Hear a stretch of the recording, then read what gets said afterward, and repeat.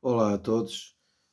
Estou a fazer um périplo pelas parábolas de Jesus e gostaria muito de poder partilhar com vocês algumas das coisas que vão vindo ao meu coração. A última parábola, e a primeira que eu partilhei aqui foi a parábola do semeador. Nós vamos para a parábola agora do trigo e do joio. E penso que tudo indica que o contexto seja o mesmo. Portanto, Jesus estava diante de uma multidão, há uma sequência de parábolas que ele ensina, mas eu queria saltar para a parábola do trigo e do joio e depois as outras, perdão, falaremos mais tarde. Se houve duas palavras que eu realcei na parábola do semeador, foi a profundidade e superfície. Porque nós percebemos, e Jesus ensinou, que a semente que fica à superfície é uma semente que tem tendência a poder ser roubada, desaparece. E isto, Jesus revelando a dureza do nosso coração, sempre comparando o terreno com o nosso coração. E ele falou, na medida em que a semente vai entrando, mas se tiver pouca profundidade, e noutros casos tiver, além da pouca profundidade, tiver outras plantas que possam sugar a vida que está nela, então fica também sem fruto. E depois vimos que a semente que entra numa determinada profundidade, e conforme essa mesma profundidade, pode produzir o seu fruto. A sua intensidade pode variar mediante a profundidade do relacionamento que nós temos com Deus. E quando eu falo de relacionamento com Deus, eu não falo de uma vida de rezas, eu não falo de uma vida religiosa, eu falo de uma integridade de coração. Integridade quer dizer que nós estamos por inteiros. É isto que basicamente nós vimos na parábola do semeador. Jesus disse que se nós não entendêssemos essa parábola, dificilmente também poderíamos entender as outras. E eu queria falar convosco hoje sobre a parábola do trigo e do joio, porque desde os tempos que eu entrei na igreja que eu tenho ouvido falar muito sobre esta parábola. E é como eu disse na introdução, no vídeo que eu fiz como introdução, estas coisas nunca são, digamos assim, uma espécie de aulas fechadas. É como se fosse algo matemático em que não há nada mais para além disto. Não.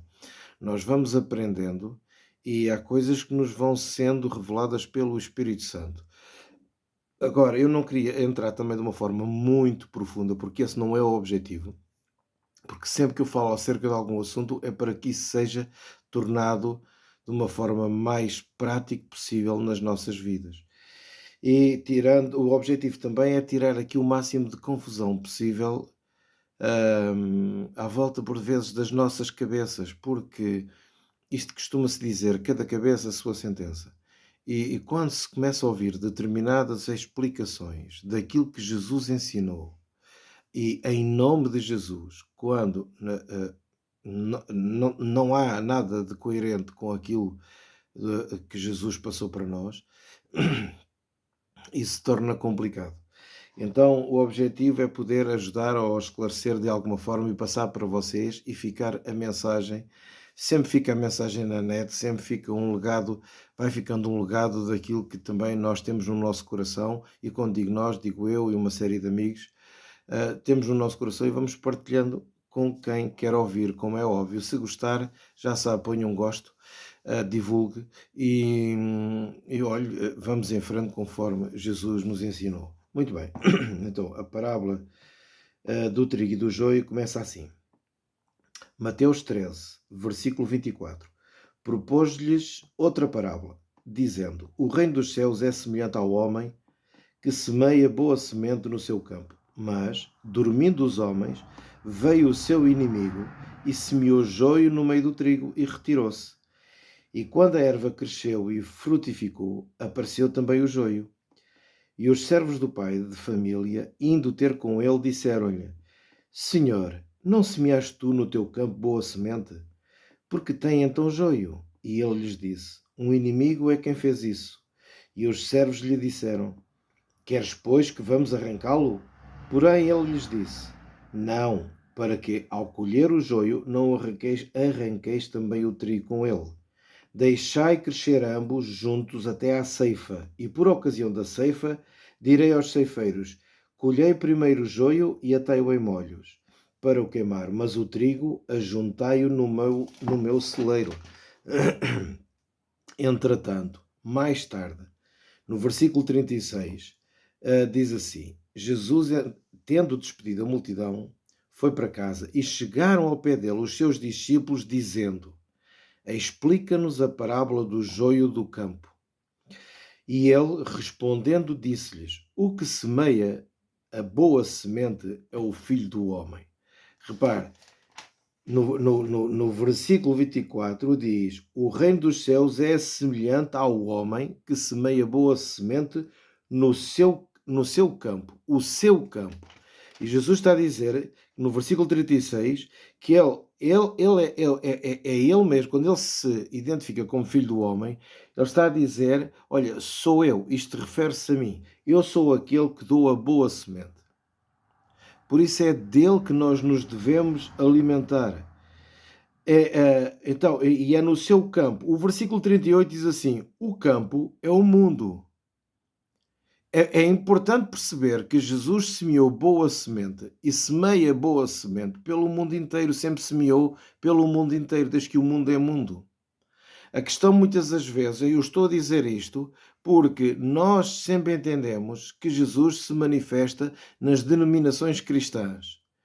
E eu quero dizer a vocês, já tenho dito e quero dizer, que Jesus nunca foi cristão. Jesus nunca fundou o cristianismo. O cristianismo é a ideia de homens. Agora, o que Jesus chama de minha igreja, disse Jesus, de minha igreja, são aqueles que procuram transportar, viver e passar para outros a sua essência. Quando ele olha para nós, ele sabe perfeitamente bem que nós somos seres imperfeitos. Não há ninguém perfeito. Todos nós cocheamos. Todos nós cocheamos em determinadas matérias. Agora, da nossa vida. Esta é a realidade. A questão aqui tem a ver com a lucidez da nossa consciência, em abraçarmos ou não. Quem me recebe a mim, recebe o Pai. Ele diz: quem me vê, a mim vê o Pai. Mas este ver tem a ver com o seguir, com o receber.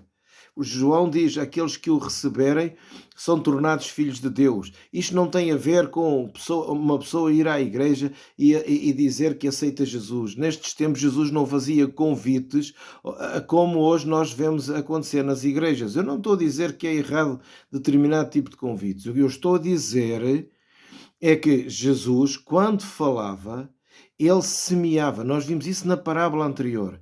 E ele sempre semeou e continua a semear, porque ele é a palavra eterna. A palavra de Deus não é a Bíblia.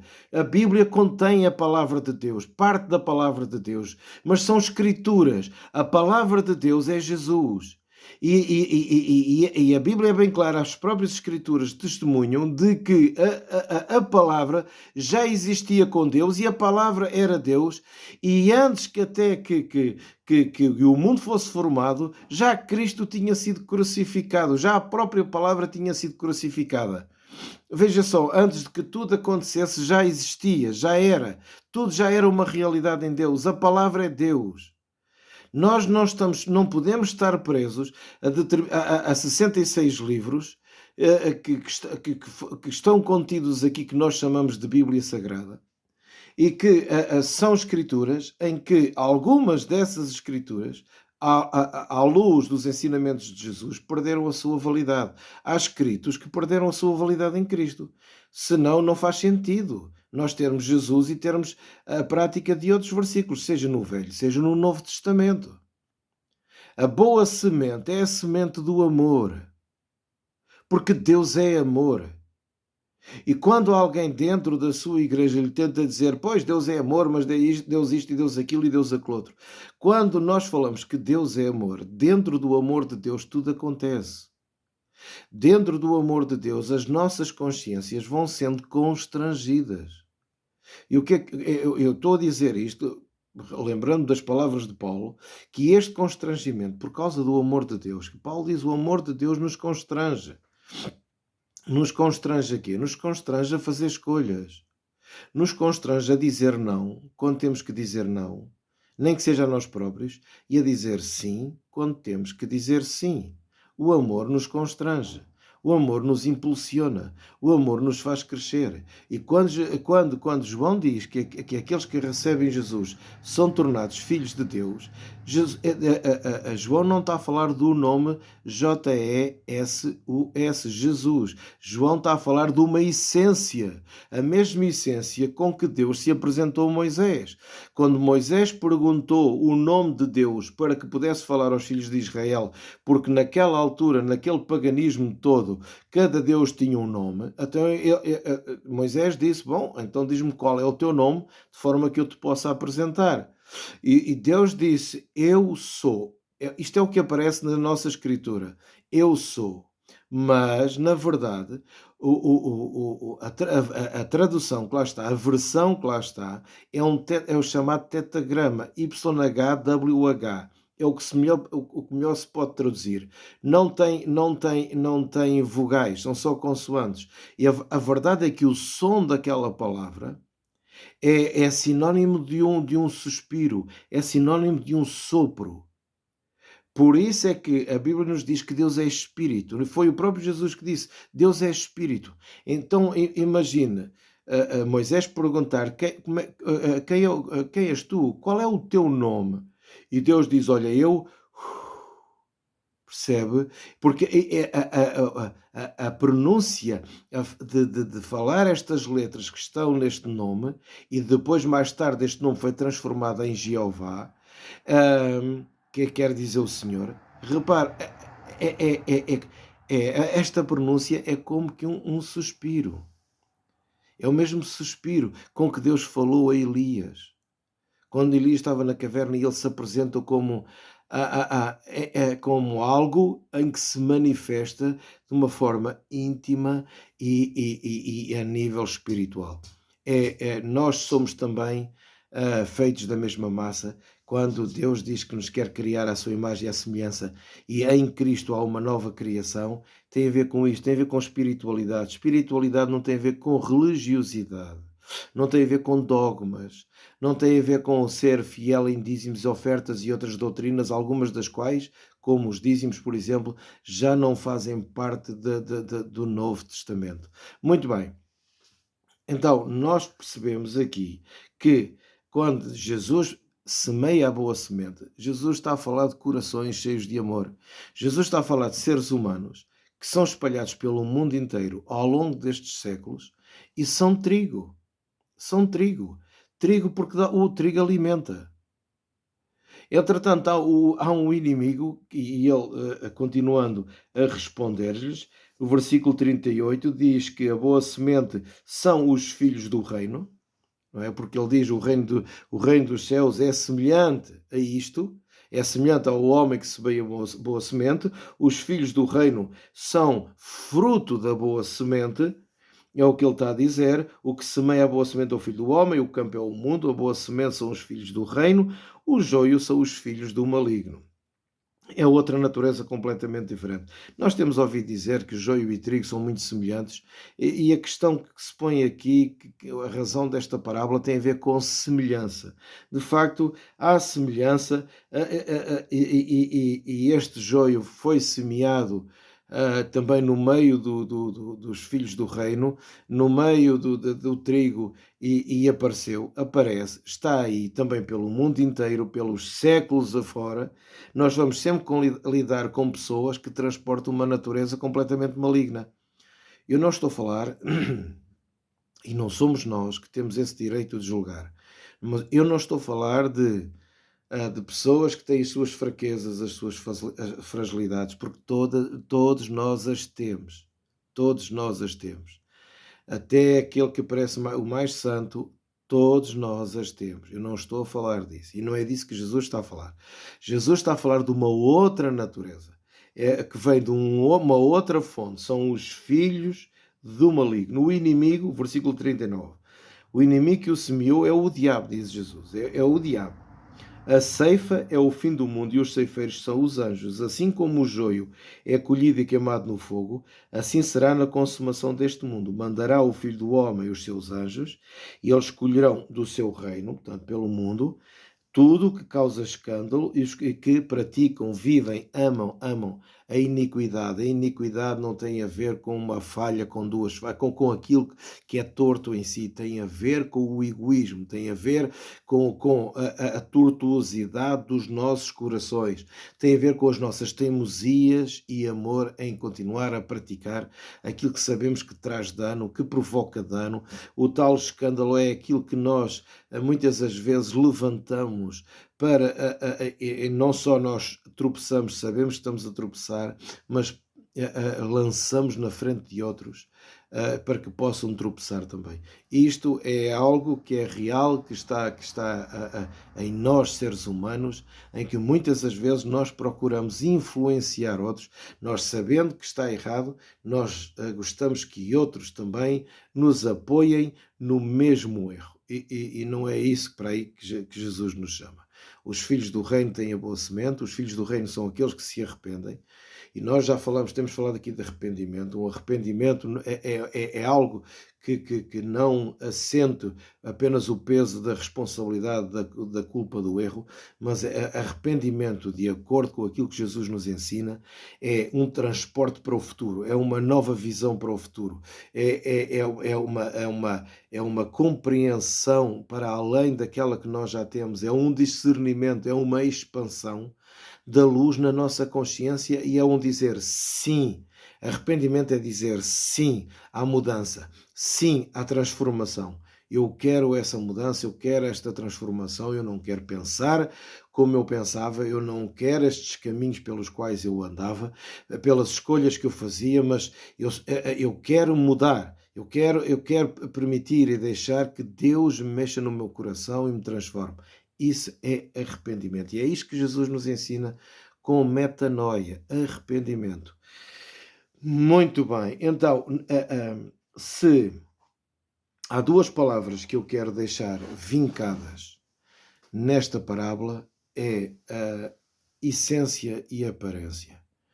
Nós temos o trigo e temos o joio. Eu aqui há dias estava a falar com uma pessoa que é minha amiga e é nossa amiga, uma senhora, uma amiga nossa, em que ela tem toda a oportunidade de ser conhecida a nível nacional, de ser projetada pelos órgãos de comunicação social, inclusive tem sido convidada para participar em algumas entrevistas e ela tem recusado. E eu, quando lhe perguntei se ela não estava para aí virado e ela não queria essa projeção, ela respondeu-me: João, se eu sou feliz assim, porque é que eu hei de querer outra forma de ser? E eu acho isto tremendamente essencial. Essencial porque tem a ver com a essência. Eu tenho dito isto a vocês, e isto é algo muito perigoso. A projeção da nossa imagem em termos enganosos.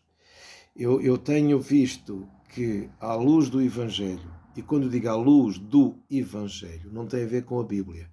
Evangelho, para mim, é Cristo. É uma pessoa. E dentro dessa pessoa eu vou ver como é que Jesus lidava com o ser humano.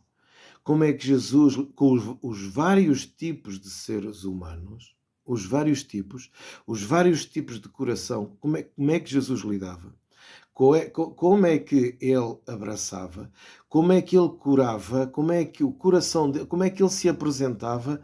Eu olhando para Jesus, eu quero viver isso também na minha vida. E é isso que me tem segurado a evitar as escolhas desastrosas, porque nós sempre fazemos más escolhas, mas há coisas danosas para a nossa vida pelos quais nós evitamos. E é que eu tenho procurado basear a minha vida, se for melhor para uma vossa melhor compreensão. É a minha filosofia de vida, é procurar ir aos ensinamentos de Jesus e fixar-me ali. Porque ao fim e ao cabo, em Mateus 28, quando Jesus estava a despedir, é isto que ele diz. Ele diz: façam discípulos. E ele não disse: façam crentes de igrejas, façam.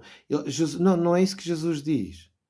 Jesus não faz apelo à projeção, como eu no princípio da minha fé aprendi, uma projeção de números.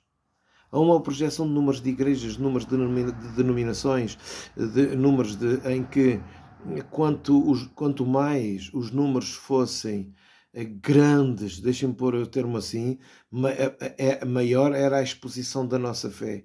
E quanto mais eu comecei a aprofundar os evangelhos, eu comecei, na minha caminhada de fé, a entrar em contradição comigo próprio.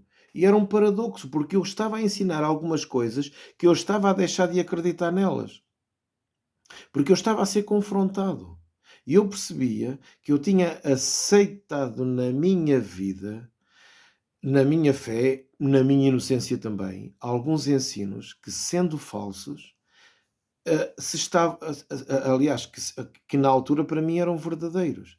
Porque vinham de pessoas pelos quais eu amava e amo, e alguns dos quais eu precisei de me afastar, porque são ensinamentos e pessoas tornaram-se tóxicas pela sua forma de pensar e de influenciar outros. Então, porque se tornaram tóxicas, eu precisei de me afastar.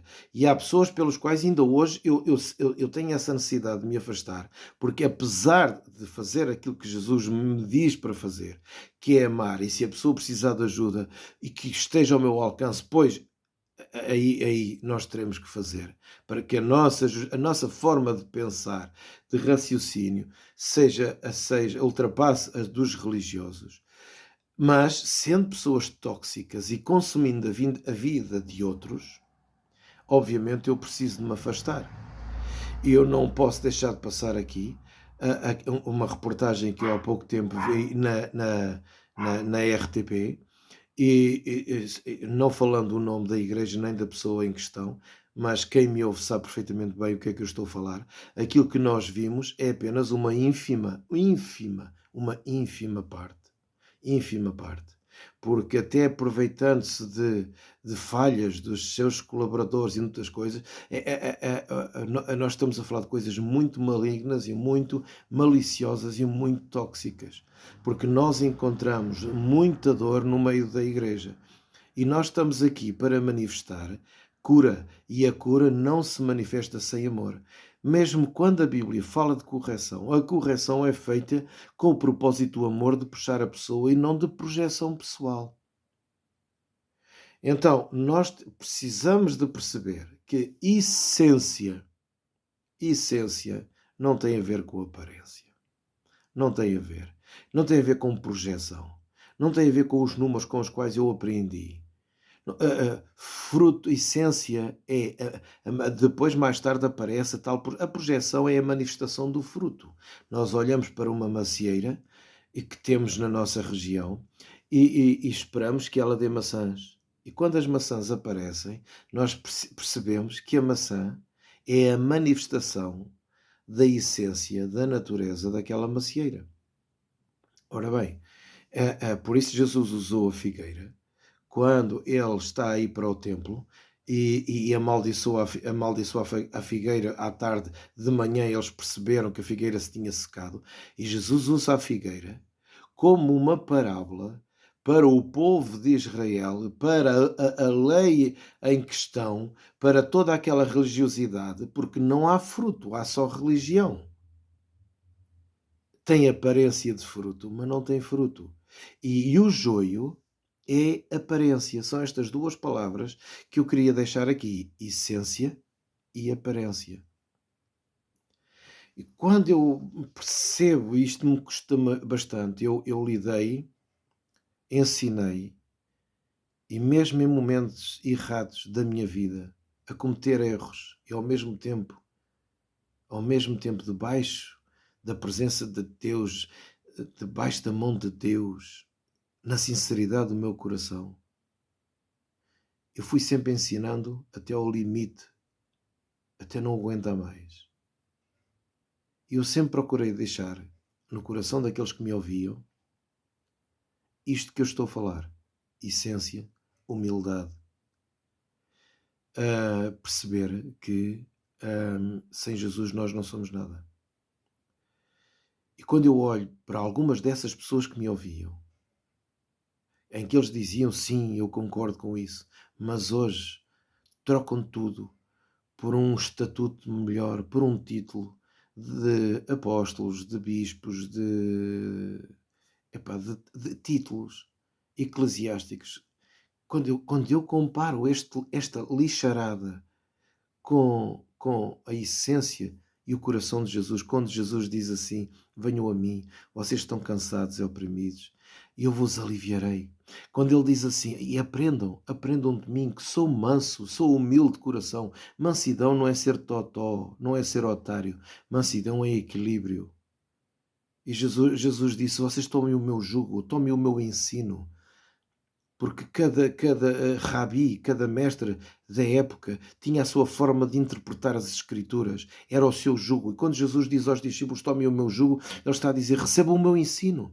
E quando eu hoje olho para cristãos, alguns deles querem ser professores, sobem a um púlpito e expõem aquilo que não tem nada a ver com Jesus, porque não é de Jesus que recebem.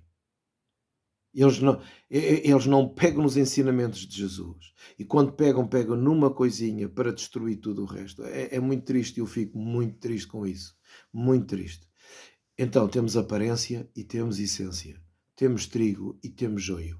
A escolha é nossa. A escolha não é dos outros. A escolha é nossa. Todos nós temos coisas que nós não gostamos. Se nós não gostamos, precisamos de lidar com elas. Ponto. Falhamos, temos que pedir desculpa. Falhamos, temos que pedir perdão. Faça lá o que você tiver que fazer, entenda. Mas há uma coisa que eu preciso: é não ser teimoso. Não ser de parte, ser teimoso. Nós precisamos disso. Precisamos de perceber que nós precisamos de quebrar, como David, que ele diz no Salmo 51, a um coração contrito e quebrantado, tu não desprezarás, Deus. Nós precisamos disso, não é? Nós sabemos disso, para que cada vez nós tenhamos menos aparência e mais essência. Como disse João Batista, é necessário que eu diminua para que ele cresça. E isto se aplica a nós também. Então, parábola do trigo e do joio. Nós temos que perceber que não há capacidade humana para separar isto, porque podemos cometer estragos. Porquê? Porque há pessoas, todos nós estamos em processo de evolução, de crescimento, de maturidade. E nenhum de nós tem... Deus não nos deu a capacidade de dizer que o A é trigo e o B é joio. Nós temos de ter cuidado com a nossa coerência, com a nossa aparência, portanto, e o nosso fruto. Resumindo, é o amor. É o amor. E eu encontro seres humanos cheios de amor. Encontro seres humanos, eu vou dizer coisas que alguém não vai gostar, mas encontro seres humanos cheios de amor, filhos do reino, dentro do ateísmo, dentro de outras religiões, como os árabes, como os budistas, como os hinduístas, no meio dos candomblés, no meio de tanta coisa, eu encontro gente de amor. Você diz-me assim: então, mas eles estão enganados. Epá, eu também acho que pode haver aqui alguns equívocos, como é óbvio, porque se eu me firmo no Evangelho de Jesus, mas eu olho para o coração dele e vejo um coração cheio de amor, vejo um coração que deveria ver nos cristãos, e muitas das vezes não vejo. Porque eu vejo o pessoal dentro das igrejas ao domingo ser muito evangélico, ou muito católico, e depois na prática do dia a dia é uma porcaria autêntica uns para com os outros. Eles dentro das próprias famílias se cravam facas uns nos outros. São gente falsa.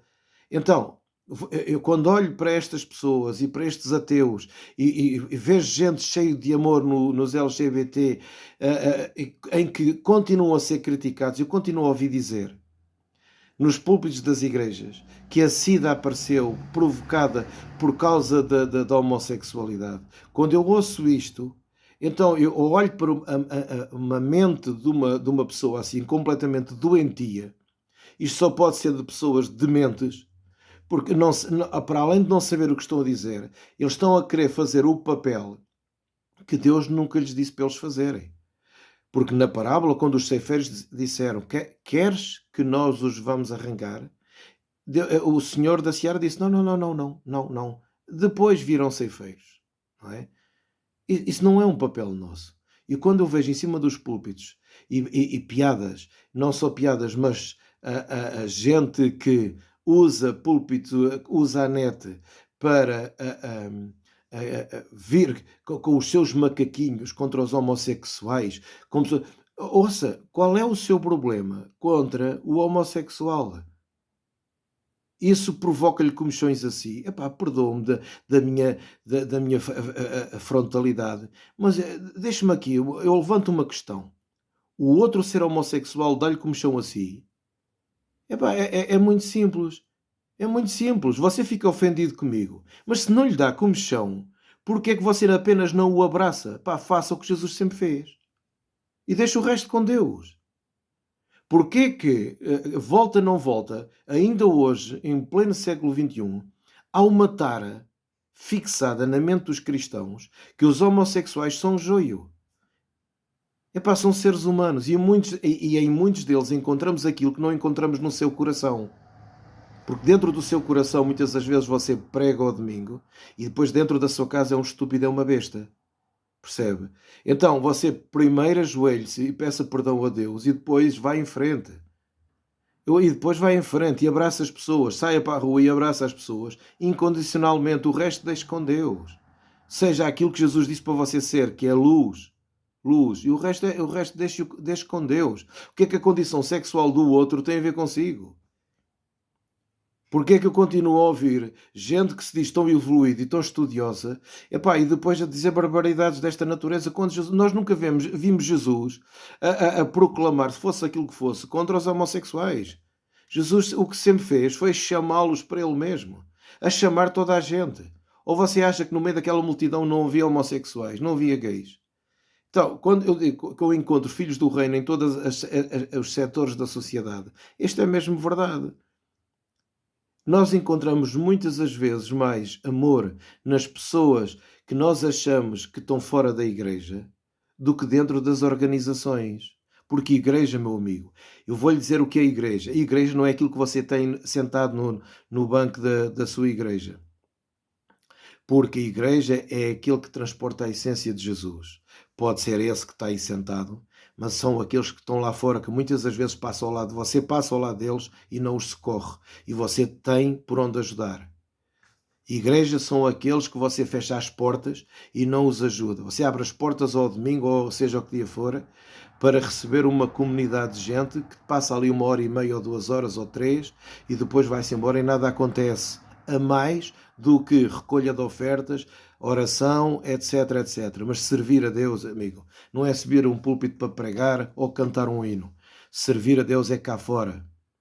É cá fora, amigo. É lidar com as pessoas que você não gosta, com as pessoas que você acha que elas cheiram mal e por aí fora e por aí dentro. E você sabe muito bem disso. Não é demagogia. Demagogia. Isso já a Lina D'Água cantava, demagogia feita à maneira, é como queijo numa ratoeira, é como o rato numa ratoeira, percebe? Em que se mete lá o queijo, o rato cai. E muitos de vocês, pastores, têm sido uns perfeitos demagogos. Vocês não passam de demagogos. E agora até que evoluíram um bocado mais, alguns de vocês, raça de víboras hipócritas, vocês só apenas têm uma imagem, mas não têm essência. Alguns de vocês, porque no dia a dia, no vosso trabalho, ou seja, onde quer que vocês estejam, vocês são tudo menos aquilo que vocês dizem às pessoas da vossa igreja que são. Estão a perceber? São demagogos e evoluíram um bocadinho mais. Sabe o que é que vocês se tornaram? Coachings. O que vocês se tornaram. Desde que vocês apresentem uma gravata, uma boa vida e projetem na internet um bom almoço, um bom repasto e depois vocês conseguem passar ao lado de onde vocês têm as igrejas, as vossas comunidades, vocês conseguem passar ao lado dos que mais sofrem, vocês conseguem passar ao lado daqueles que são colocados e marginalizados. Quando vocês de púlpito mandam determinadas piadas e criam barreiras, sejam elas raciais, sejam elas de opção sexual, sejam elas de que forma for, valor, vocês estão a fechar as portas ao Evangelho a essas pessoas e estão a servir de escândalo. Mas quando vocês olham para algum drogado, algum bêbado, vocês dizem que essa pessoa é que está a provocar escândalo. Quando você passa ao pé de uma taberna e vê um homem ou alguma mulher perdido bêbado, você diz que aquela pessoa é escandalosa. E você não percebeu que só o facto de você fechar as portas a essa pessoa é você que provoca o escândalo. É você que cria a pedra de tropeço. Portanto, meu amigo, é assim. Eu sei que a gente não gosta de mim, eu estou-me nas tintas e estou a ser muito, muito delicado para não dizer outra coisa. Agora, a essência ou aparência. Você quer viver o quê? Você quer passar o resto da vida raivoso comigo ou quer mudar? Não me importa o número de pessoas que você tem na igreja, não me importa. Eu não me importa. Eu não me importa nada daquilo que você possa pensar ou falar acerca de mim. A questão que se põe aqui é o seguinte: em dias como estes que nós estamos a viver, em que os corações estão plastificados, em que a guerra hoje é tão interessante para as várias partes envolvidas em toda a parte do mundo, pela indústria que produz e pelos lucros que causa, e eu vi isso em Angola. Enquanto milhares morrem destroçados por tudo, incluindo a fome, uns tempos em que a aparência, a imagem tem um poder tão grande. Você, em cima do seu púlpito, o que é que você está a ensinar? O que é que você permite que outros ensinem? Não está na altura de haver um quebrantamento. Não está na altura do pessoal dobrar o joelho e entrar em quebrantamento e em choro. Sim, chorar, eu estou a falar de chorar, estou a falar de arrependimento. Estou a falar de arrependimento. Não estou a falar de imagem. Você adora produzir uma boa imagem para quê? Jesus está nessa projeção. Pense bem nisto. Aparência e essência. Que isto mexa no nosso coração. Um grande abraço a todos e que nós possamos, porque temos essa oportunidade, nós possamos nos arrepender todos os dias. Epá, e quando saímos para os nossos trabalhos e vemos os nossos vizinhos, nós temos a oportunidade de sermos irmãos deles. Um grande abraço a todos.